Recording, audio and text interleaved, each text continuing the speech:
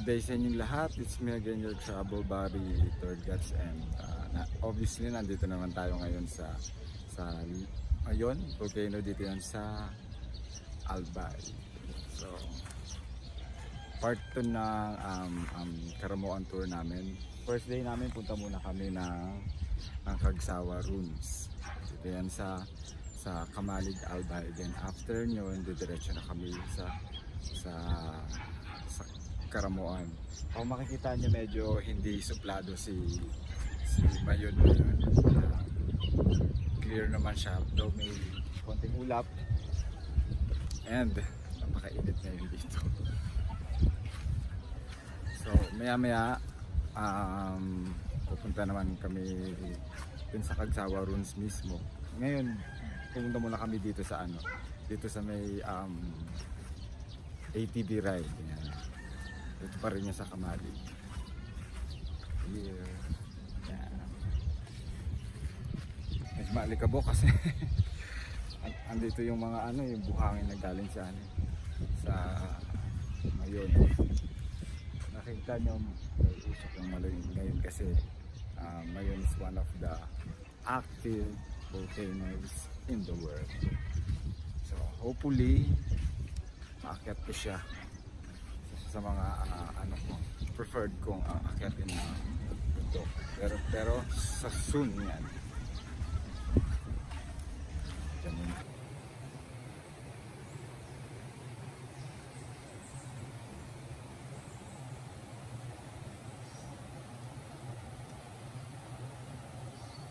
So andito tayo ngayon sa underground river, dito yan sa Jovellar, Albay. So part pa rin siya nung Karamoan tour namin. So dito muna kami unang pumunta kanina sa Mayon Volcano, sa Cagsawa Ruins, tapos yung mga ATV. Then ngayon naman pumunta kami dito sa underground. Para din lang siyang yung sa Palawan. Ayan.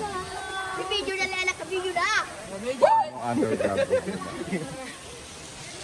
Para Allah, my God. Wow. Para din siyang nasa para din siyang nasa Cebu. Okay, pwede ka mag-dive. Yung bata, oh my God.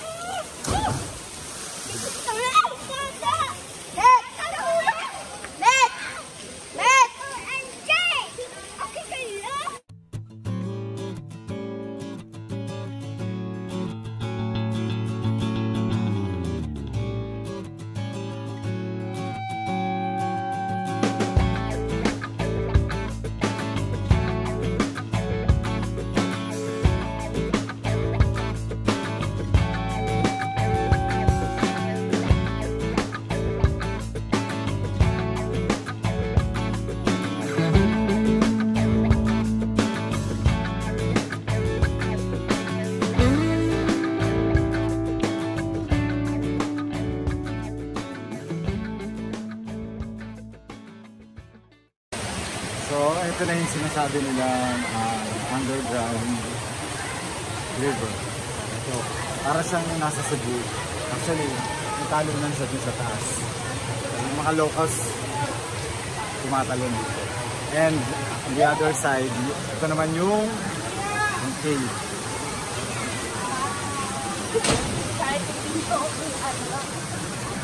Ito naman tayo. So kung titignan natin, yung dito. So malinaw pa rin ito. Doon, yung underground river, doon sana yung papasok ang isa.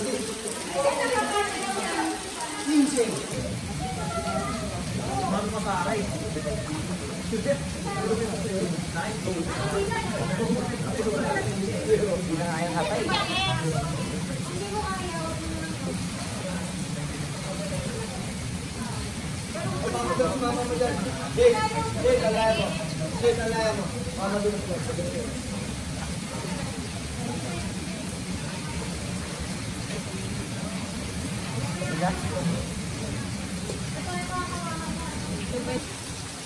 Ano po, punta na tayo sa polo. Ano ang nakaligo din?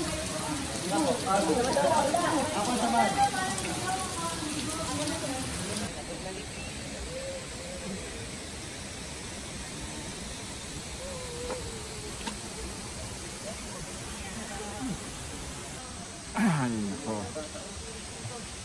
So after dun sa cave, diretso na kami dito sa falls.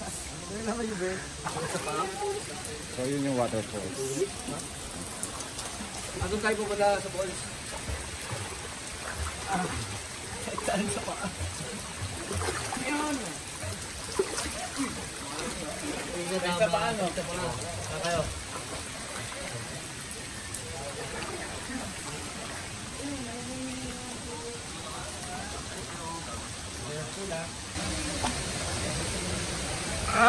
Lalim na. So kita na yung waterfalls.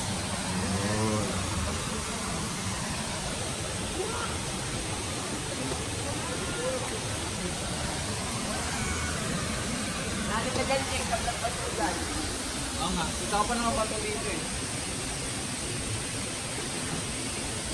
Paano makapunta doon sa beach? Ang lalim pala. Kailangan mo ng best.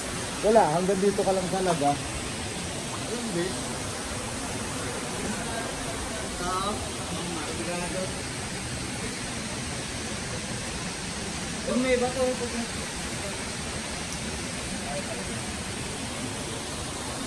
dato lalim. Yung part na yun, yan. Ito. Malalim na yan.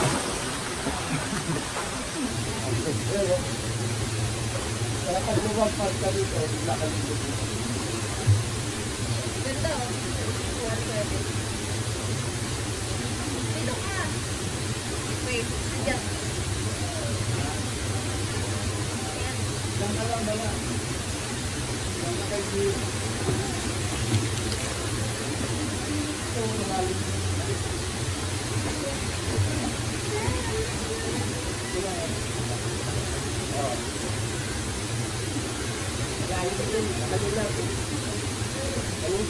Nano ko nga eh.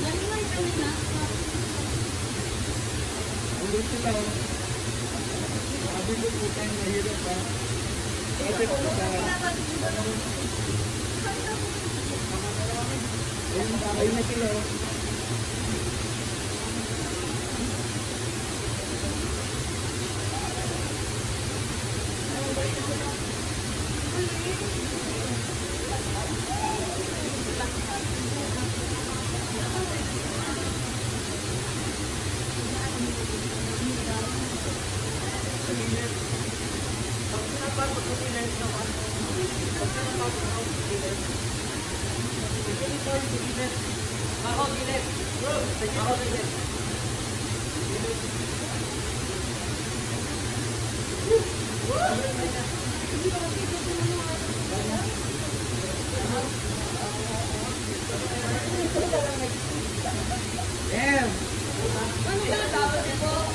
Kaya nga eh.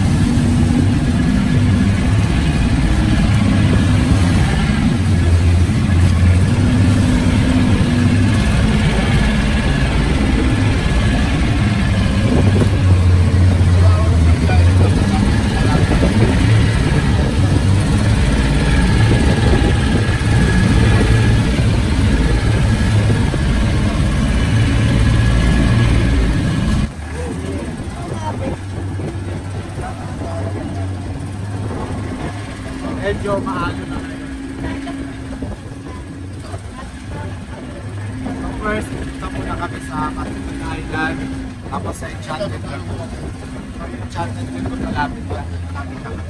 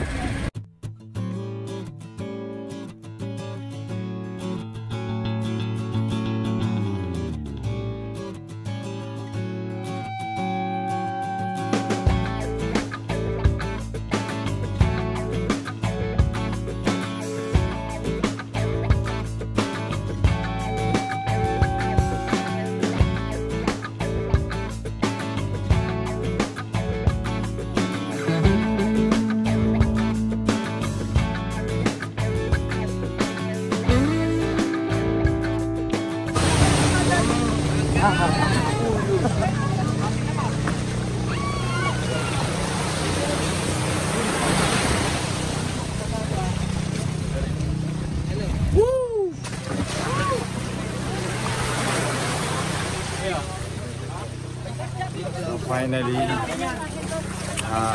after a couple of minutes, narating na namin itong unang destination, which is the Lahog Island. So, may similarity lang siya sa Nido, sa Coron, kasi may mga rock formation katulad na nakikita niyo sa likuran ito. So, lilibutin natin ito. Sabi na natin pa natin mo eh. Buhatin na natin.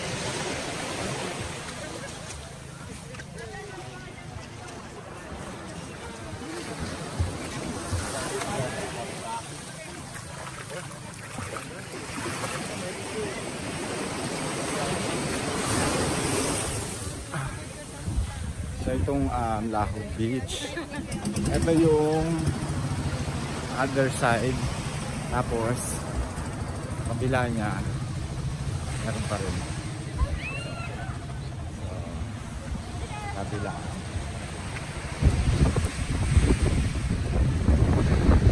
So sa day 1, ito yung unang-una namin pinuntahan dito sa Kakamuk. And hindi masyadong madaming tao kasi though long weekend pa rin, pero makikita nyo hindi siya masyadong tao, konti-konti lang.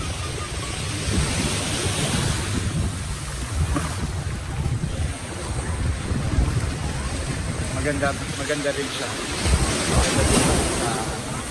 sa Lahog Beach.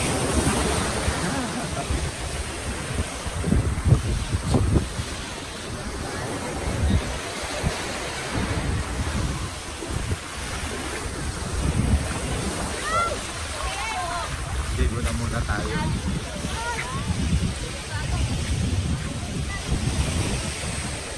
Maganda ko lang eh.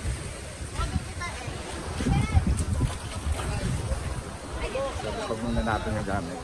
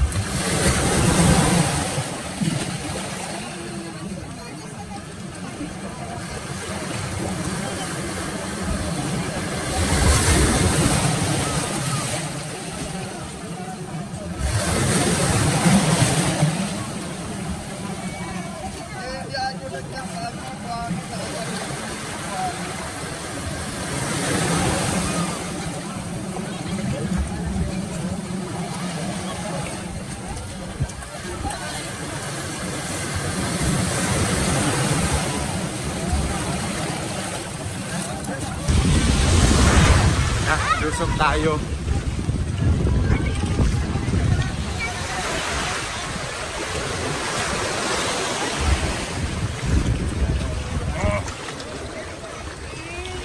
Hindi naman siya ganong kalaliman.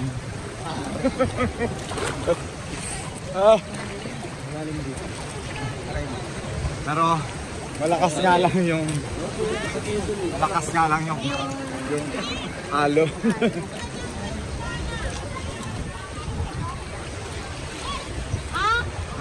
Oh no. Bato. Puro bato. Yan. Sa paa. Full tip na ako.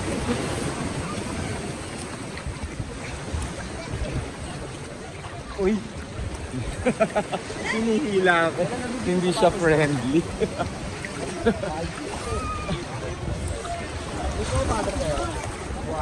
Papasok. Bulsa. Sa bulsa. Logo. Ako dito wala akong bulsa eh. Halika, punta tayo sa Manaling.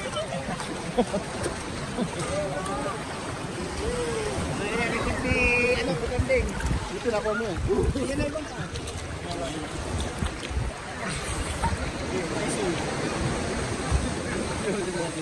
Buti na lang hindi maaraw. Sobrang araw eh. Kaso nga lang mas maganda siya pag maaraw kasi makikita mo kung gaano ka-clear yung tubig. But kasi dito naman sa Karamoon, kulay blue ang tubig dito. Depende kung clear sky. Oh no, ayan na siya, mas malakas!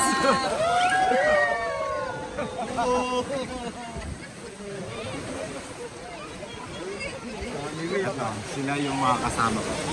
My brother.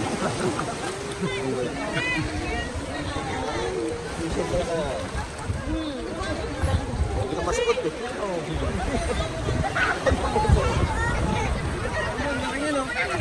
Pero sabi daw nila may dikya daw ngayon. May dikya daw ngayon. Hindi ka masukot eh. Sumahon ka muna.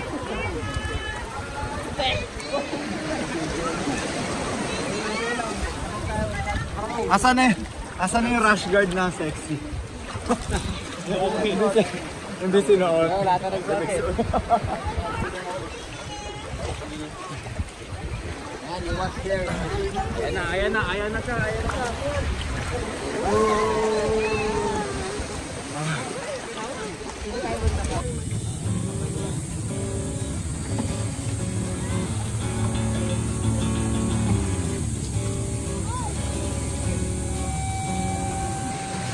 So after namin dun sa Lahog Beach, andito naman kami sa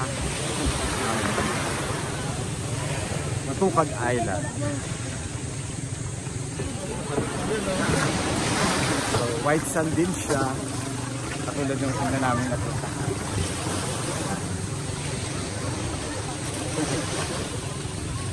Yung mga rock formations din, nakagaya nito. Mga mataas na yan. Dito na kami magla-lunch. Nasa part ng tour namin. Dito na yung kainan. Wala siya talagang pinagkaiba sa El Nido.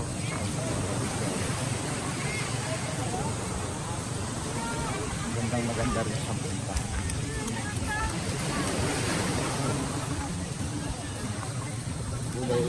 Green water.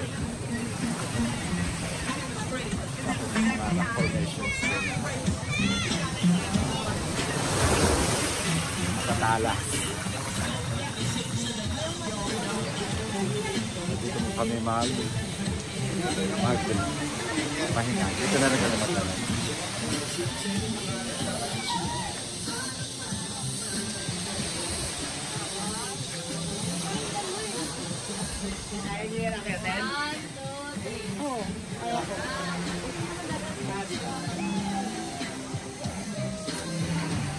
Tama to. Ang weather ngayon ano naman, fair. Ano lang, medyo maulap, so hindi masyadong mainit. Tama-tama, hindi ka man.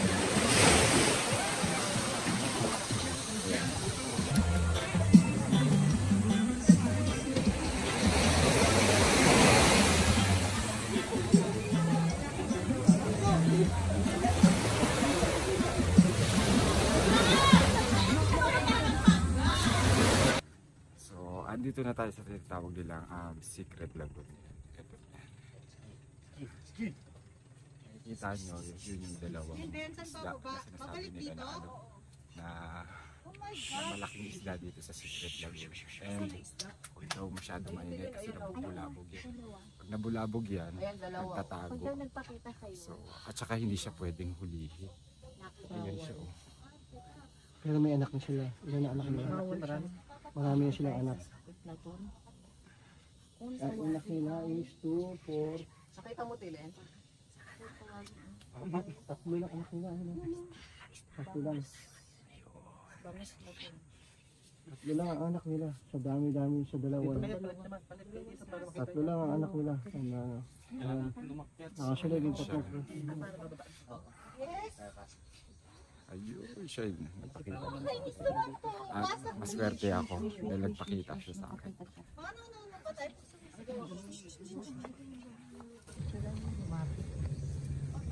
Teo.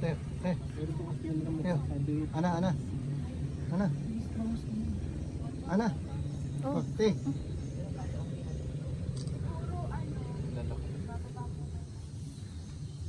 Sana si Ayin.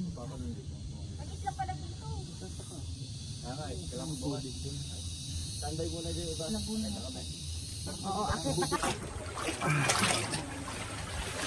So, after ko nang umakyat din sa Secret Lagoon, so diretso na ako dito. Para na-enjoy ko naman yung beach dito yan sa ating Clark Island. So, itong pinutungtungan ko, yung marathon shooting siya. Lagi na kong bato. Nagtatago ako kasi mainit na. So nakakasunod na siya.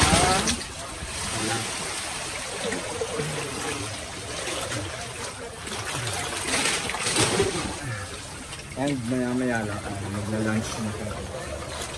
Dito na kami magla-lunch.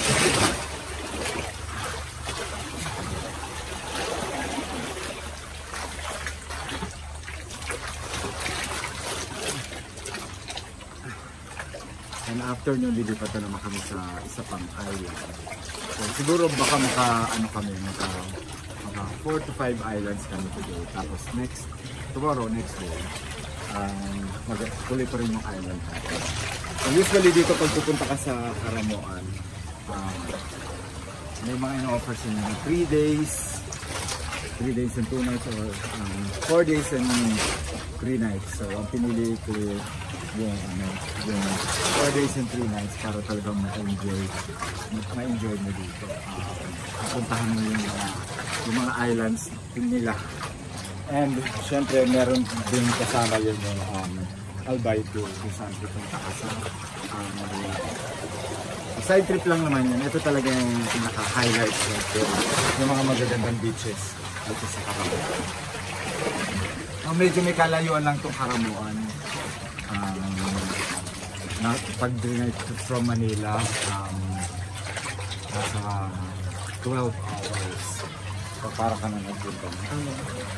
Para ka nagpunta ng Bigan, yun na siya kalayo.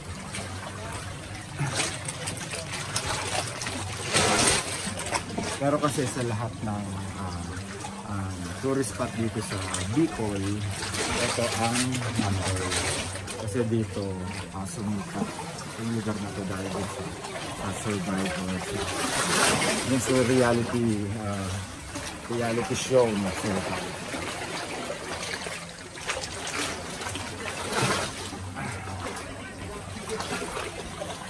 So, ang rate ko dito sa Karamoan is 1.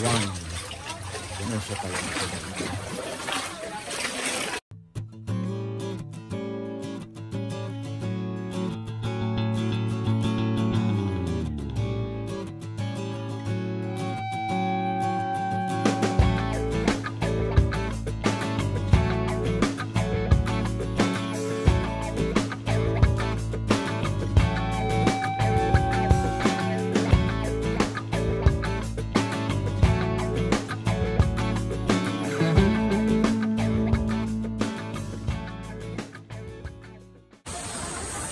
pagkatapos namin sa Matukad Island, dito naman kami sa Abanilag Island. So, same pa rin. Maliit nga lang ito. So, yan lang siya.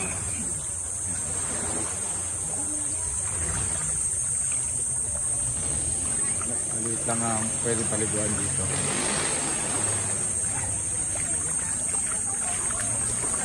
Lilipat mo siya kaagad-agad.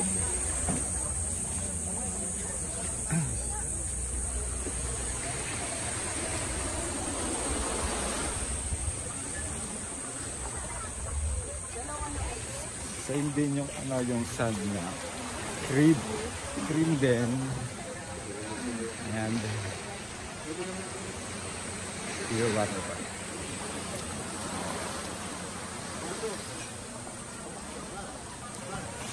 So,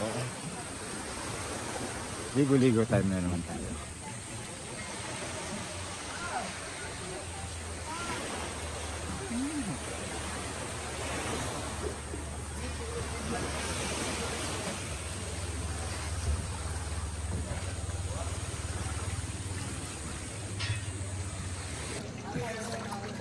So ito yung sa kabila naman yung Punungan Island. Pag-aari ng governor Villapuerte. It's a private resort.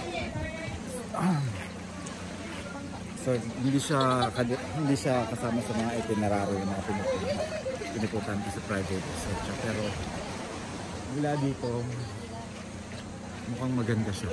Magandang rin punta.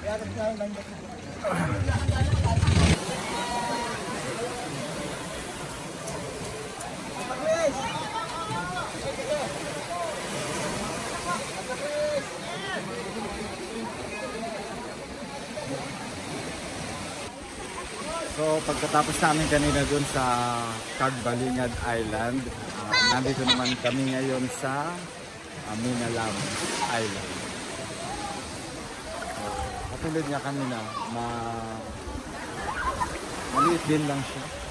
Kung makikita niyo.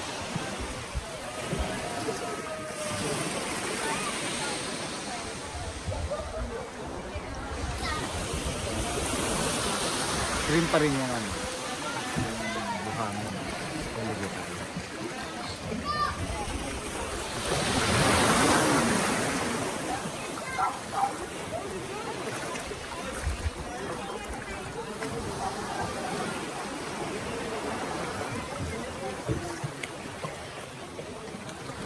So yung island lang naman kasi dito, lapit-lapit lang naman.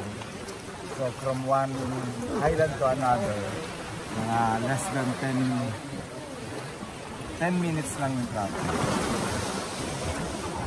So ito na yung apat na island na pinuntahan namin dito sa Tarango.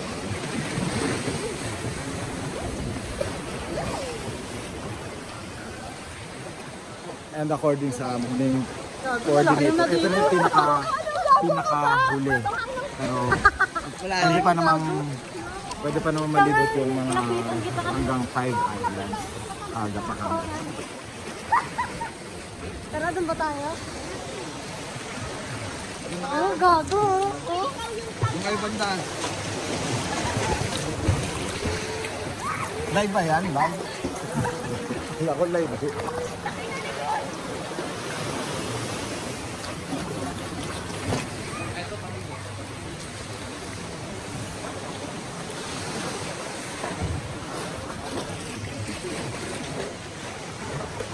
So pwede kang dito sa ilalim ng rock formation.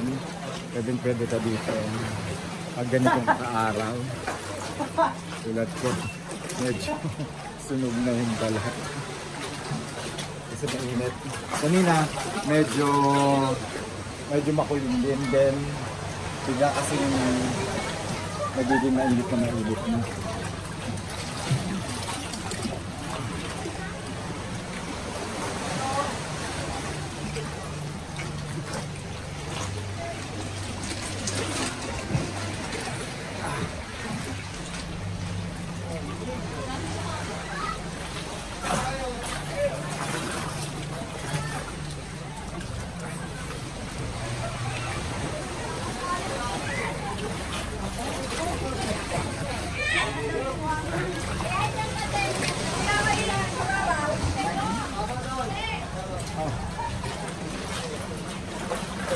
ito ang Minal Coast Island.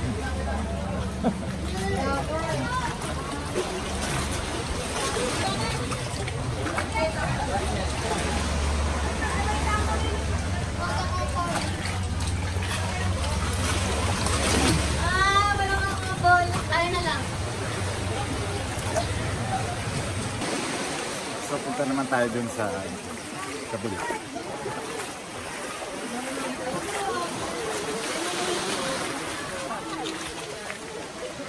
Pagkatiri ka ng araw talaga, hindi ka makakasilong dito. Walang kapunit-punit. So kung pwede mo lang silungan, yung ganyan.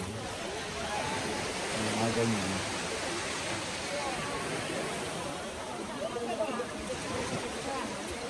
At yung mga ganito.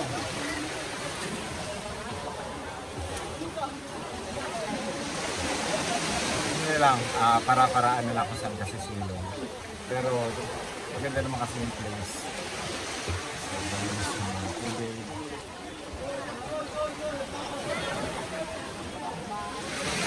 The more important is maganda yung lugar.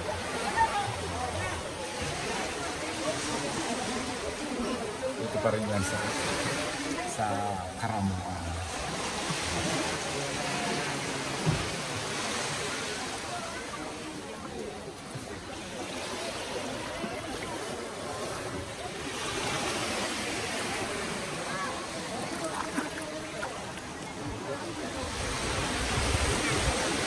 Kung medyo nalalayuan kayo sa Coron, pero hindi na naman yan dito sa Luzon.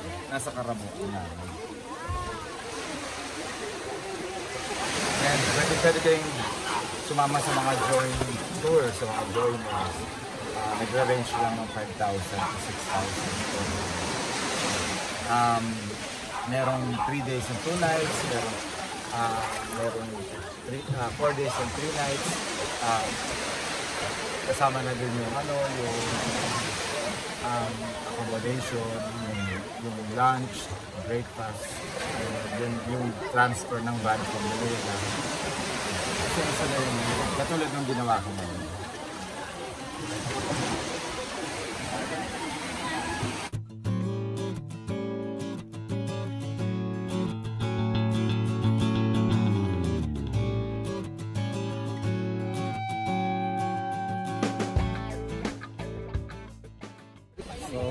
After almost 1 hour boat ride namin mula doon sa port.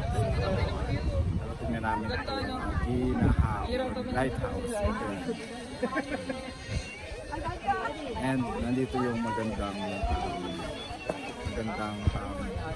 para overlooking ng Batanes.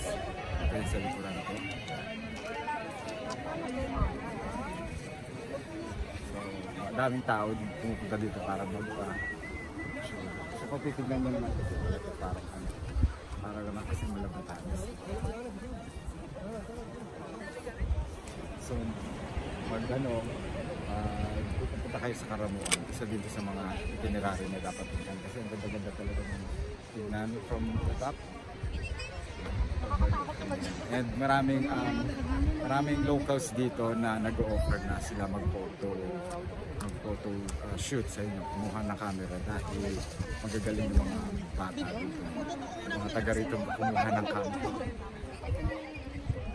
So kung titignan nyo naman, maganda naman talaga kasi kailangan nyo nga lang pumunta dito ng pagkaaga-aga dahil pag ganitong oras na may catering ka ng araw, medyo mainit. Actually, ito yung lighthouse.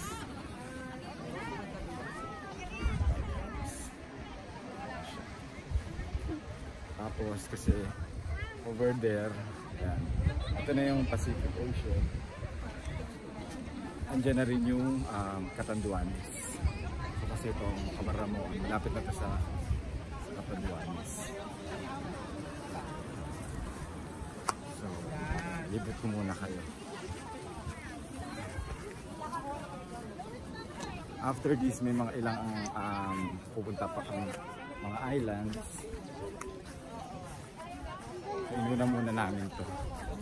Pero hindi siya napupuntahan ng tao. Si India.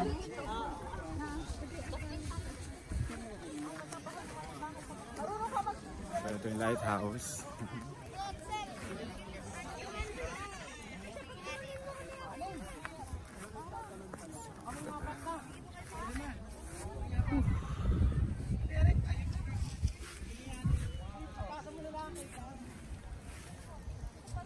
Ayan, 300.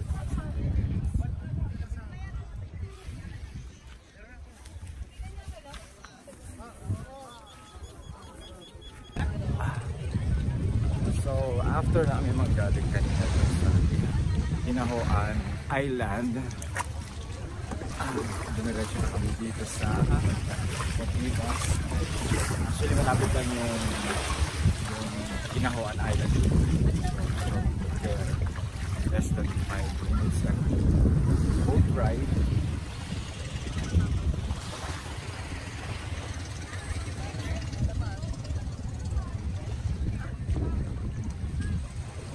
Ito na rin kami mananangalitan.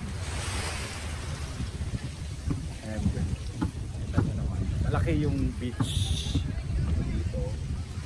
Actually, sa kabilang side na yun, dyan yung ginaganap ng Survivor.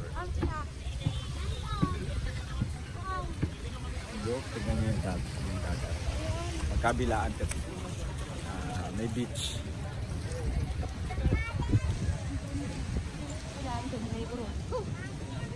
Nandun yung wakit ako. Hindi mo alam. Linaw-linaw ng water. Linaw-linaw ng water. Parang nasa Magpulacan. And nakita ko. Yes.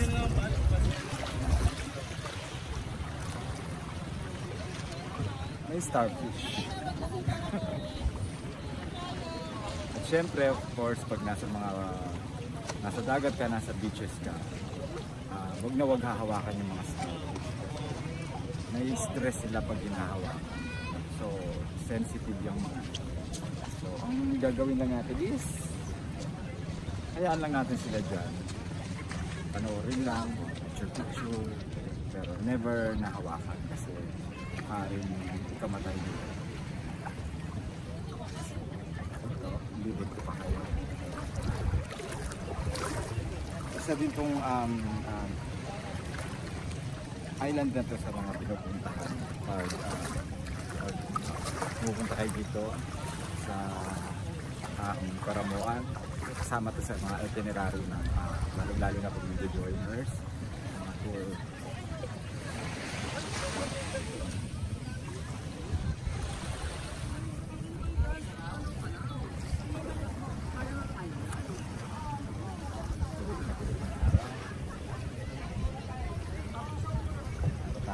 Andun yung kasi mga cottages.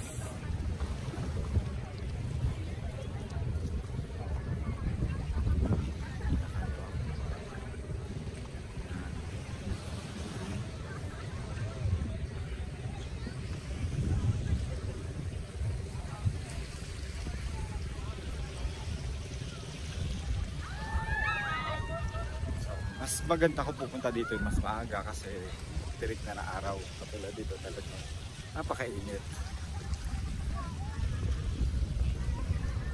Pero magandang venue din to para mag-lunch kasi yung mga cottages naman. Pwede mo pag-stayan. So yan, ito ang Cotigas.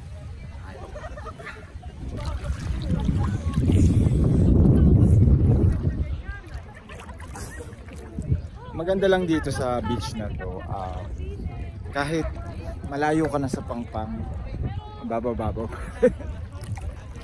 So siguro meron na akong nasa 100 meters mula dun sa beach land. So pero hanggang dip ko pa lang din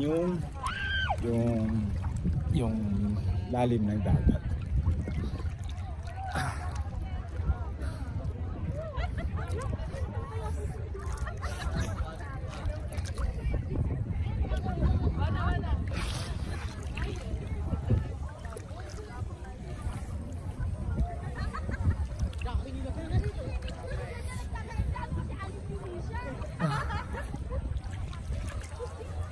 So dito din pala, pag pumunta ka dito, first come first serve talaga. So yung mga tour coordinator dito, ginagawa nila, nire-reserve na nila pag may mga guests sila. So dito kasi talaga first come first serve. So pag wala kang reservation na din sa mga cottages, so wala na kayong kayong makakainin na maayos-ayos. Doon kayo sa ilalim ng puno. So dapat talaga dito may reservation dito sa island na to. Kasi kadalasan dito nagla-lunch yung mga nag-island hopping.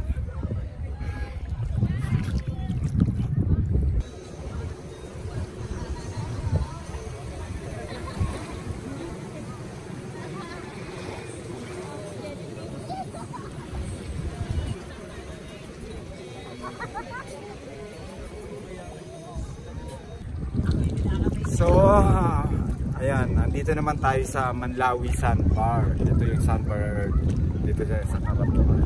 Unfortunately, na-late na kami. Dapat na kami ng high tide. Itong tinatapakan ko ngayon, part na ng sandbar ito. And, yun, na-late lang kami ng dating. So, may part na lang na maliit doon na pwedeng puntahan.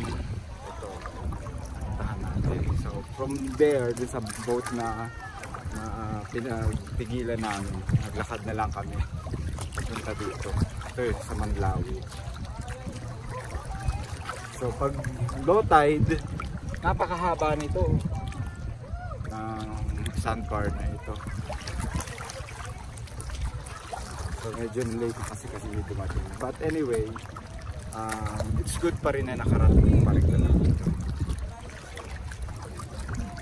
Ayun, yun sila, yung mga naliligo. Konting-konti na lang yung sandbar, pero okay pa rin din lang naman.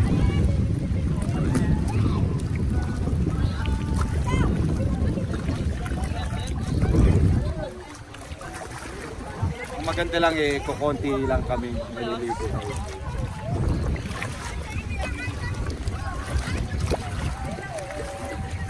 Yan, konting-konti lang yung natira ng mga sandbars.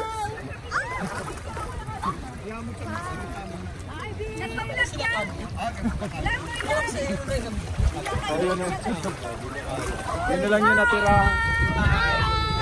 Hi, friendship. Yun na lang yung konting natitirang sandbar.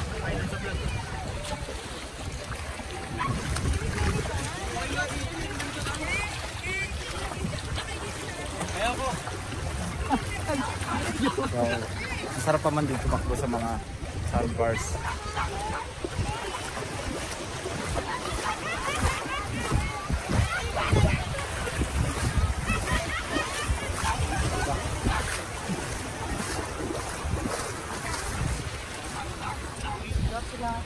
Pero still, meron pa rin natira. Ito paano. Maikli na nga lang yung sandbar. Oh! So, lumulubog yung paa ko.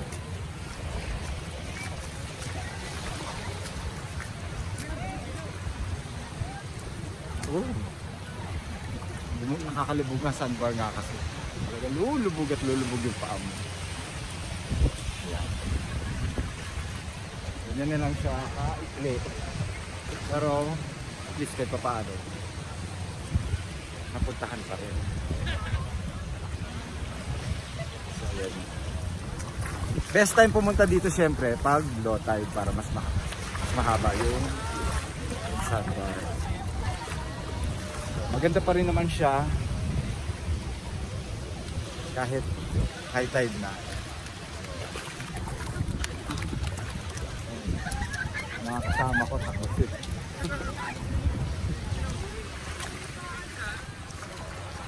Kaya masasabi nyo dito sa sandbar ng Karamuan. Ganda dito. So, isa dito sa mga pinupuntahan sa mga itinerary kapag nag-island hopping kayo. Of course, dito pa rin yan sa Karamuan. Ano? Ayan na, look. Tingnan mo. Lumulubog yung paa niya talaga. Diba?